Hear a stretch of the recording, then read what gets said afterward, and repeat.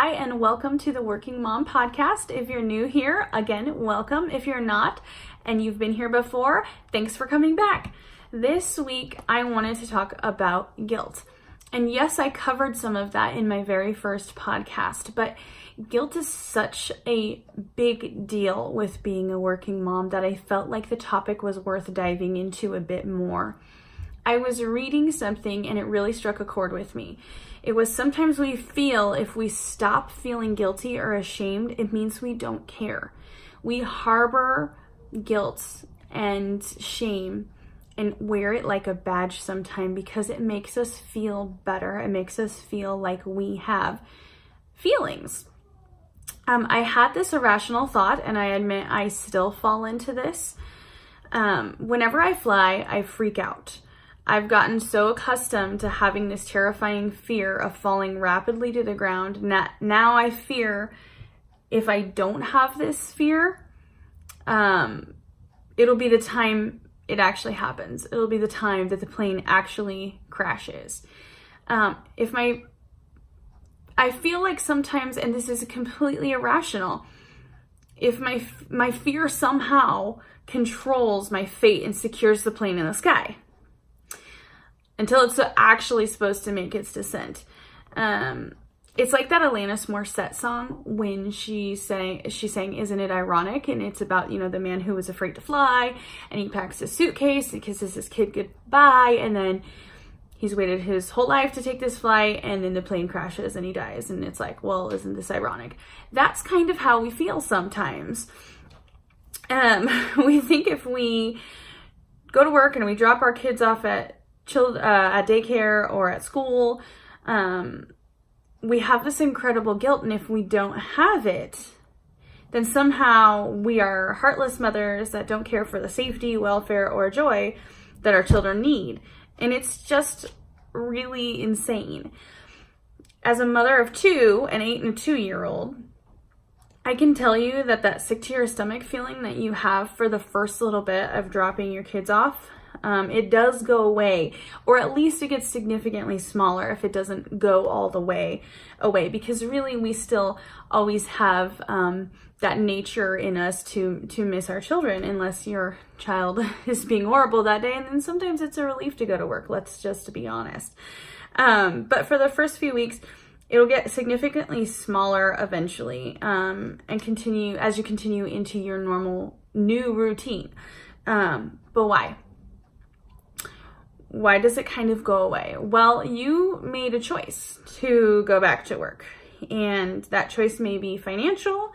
It may be because you have some drive and passion in your career path, or it may be that you own a business, and others rely on you to provide for their families. Whatever the reason it is, it was a choice. There's no shame and guilt for why you made that choice. God knows you, and he sees you where you are. He knows your heart, and you don't have to prove it to him or anyone else that you care about your child, and that you love your babies and miss them. You don't have to prove it to anybody. You don't have to harbor these feelings to justify being a working mom. You don't have to do it. So say you made the choice to go back to work because there's a financial need to provide for your family. Don't feel guilty. How guilty would you feel if there was no food or little food in your house? If you're facing eviction or foreclosure, how would you afford your diapers, utilities, etc.? Kids are expensive. They come with a lot of needs: clothing, diapers, medicine, doctor's appointments. I mean, the list goes on and on. Kids are expensive. Working full-time or part-time and being responsible and meeting the true needs of your children by bringing in that extra financial piece to your family is valuable. You are adding to their life, and there's no reason to feel guilty for going back to work to financially support the fact that you have kids. Maybe you didn't need to work so much or make as much as you did without kids, but now you have kids. I mean, what if some of you have twins. I mean, you're getting double the amount of things that you had before. So sometimes it's a financial need. It's still a choice, but it's a financial need to go back to work. And another thing I wanted to touch on is the leading causes of divorce are sex and money. So sometimes going back to work and bearing part of that financial burden can help your marriage, and it can help your kids see a healthy marriage and a positive relation and what it takes to make things happen. So if it's a financial reason that you went back to work, drop the guilt and think about all of the reasons that you're supporting your children by going back to work and what you're able to provide them for their basic needs. Now say you went to work because you have a passion for your career. Maybe you're a nurse, a doctor, a financial planner, law enforcement, or even just a grocery store clerk. No matter what it is, you have a passion to go back to work, a reason to go back to work. You love people. You're bringing something to this world that the world desperately needs. It needs passion, it needs drive, it needs hard work, it needs people who positively contribute to society. It's extremely important and something that we need. There is so much laziness out there. There is a lack of hard work and sticking with something, seeing it through. And it's hard. It's hard even if you're pulled in two different directions because you have this career drive, and then you have this drive to, be with your babies. And it can be a struggle. I realize that, but you are contributing. And as they get older, it gives you so many more opportunities to talk about these important principles and values about hard work and integrity and perseverance and passion, and not quitting. So you're teaching them to be amazing contributors to society with their passion and hard work. And when your children grow up, you wouldn't want them to stop their passion or their dream because they have children. And if you don't want that for your children, you shouldn't want that for yourself. Your children are going to grow and see your hard work, and it's going to pay off, and you shouldn't feel guilty for having the opportunity to do what you love while raising your children. Now, if you own a business, you have so many things that you have to do in order to run that business. I'm learning all of these things because I'm essentially working 2 full-time jobs, trying to make this business grow and supporting working moms and women. And so I'm learning all of the things that go into being a business owner, especially if you're starting from the ground up. So you have to keep your business going. And if you employ people, you have even more responsibility because you should be proud that you employ people and that you're contributing to the workforce and providing people with the ability to take care of themselves and their families. You have a unique opportunity to teach your children the ins and the outs of what it takes to own a business.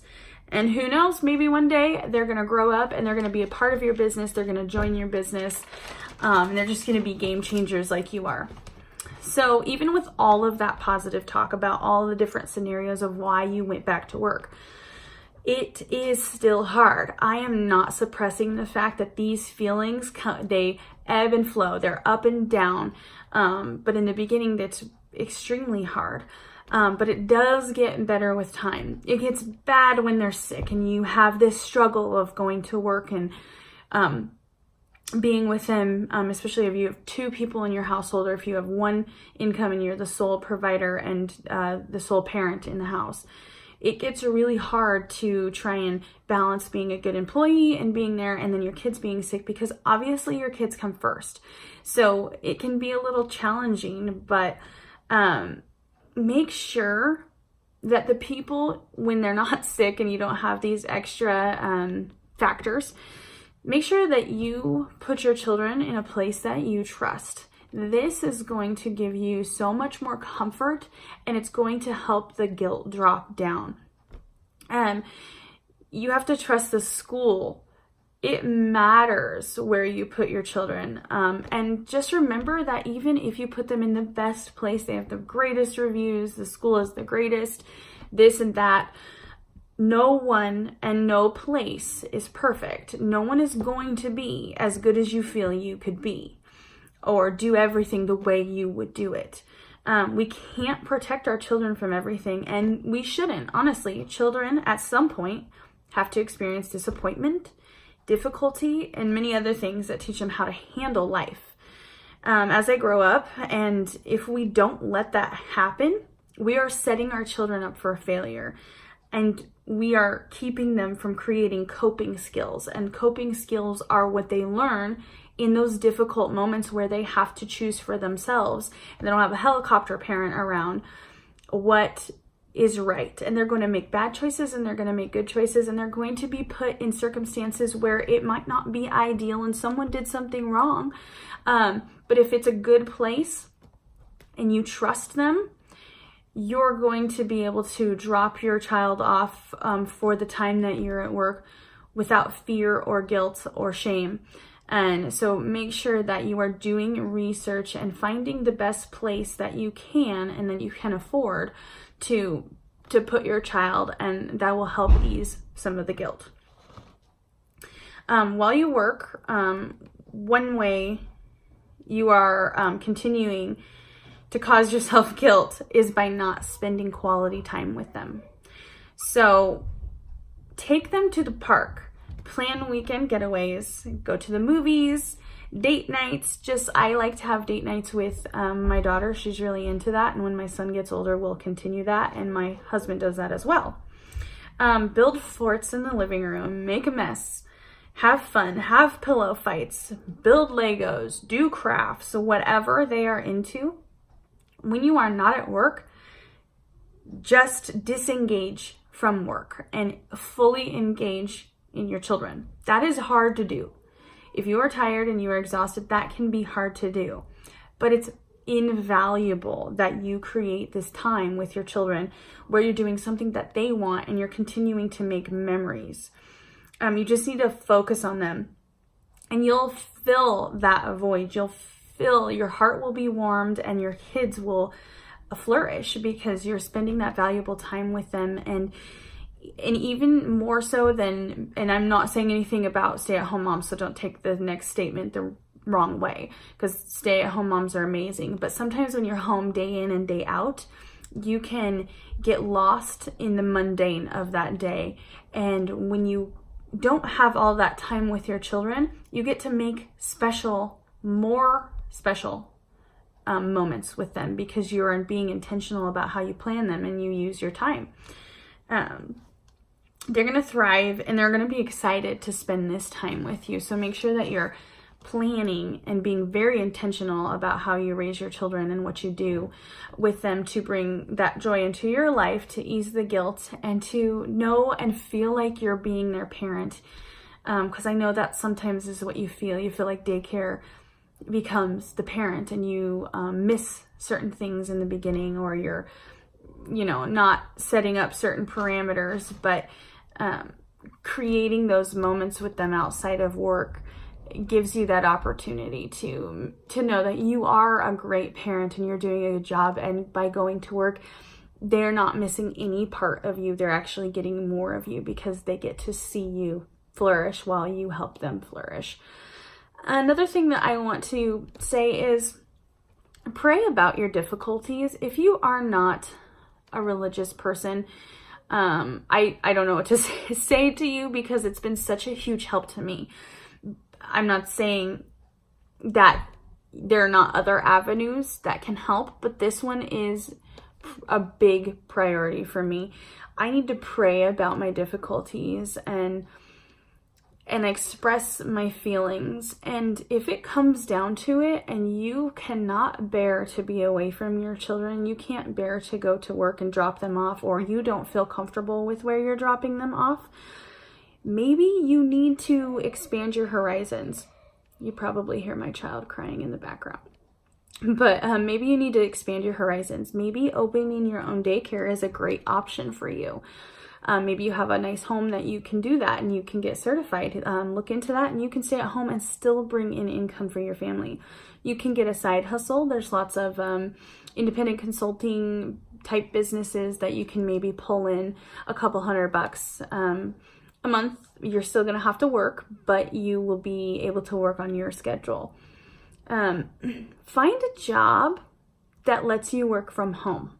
I know this can be hard, that it seems like it can be hard, but there are actually a lot of people looking for people to work from home. If you are feeling really horrible about your situation, you can make it happen. You have to do the work.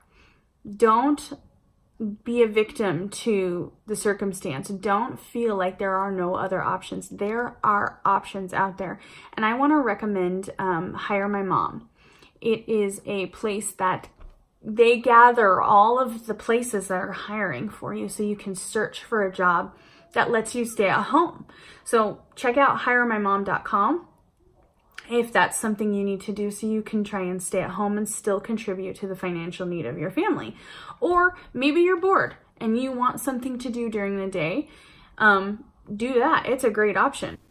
If those are not options for you, maybe you need to realize that you have an ability and a gift to be a working mom.